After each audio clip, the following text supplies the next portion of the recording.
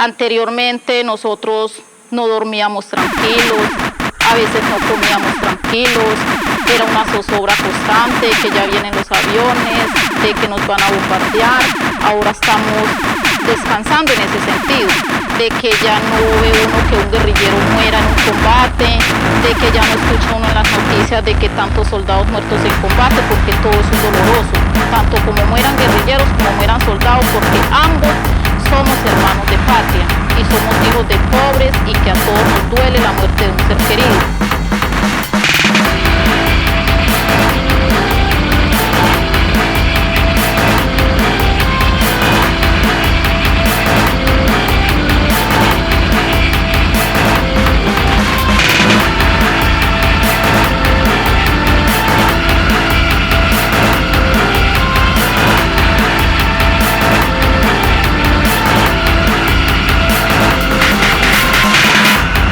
Gauzak erortzen diren zuloan, erdibidean azten diren zangan, abandonatuta aurre pelean, ausentzia emozionalaren putzuan, torturari sofistikatuena, posapokaliptikoa den mina, euneko euna intensoa, euneko euna hotza.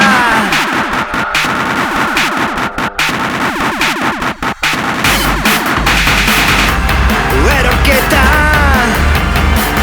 bakoitzetik datza pauso bat ikasi. Eroketa bakoitzetik datza pauso bat ikasi.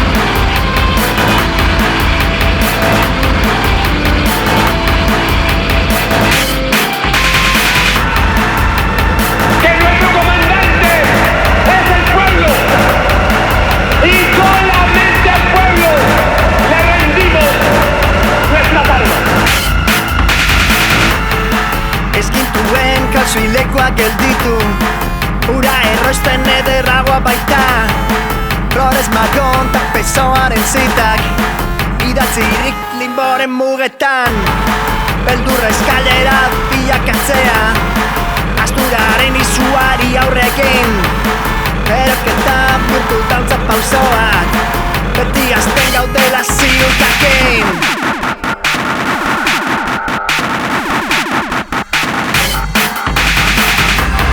Eroketa bakoitzetik datza pauso bat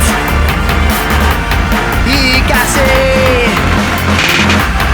Eroketa bakoitzetik datza pauso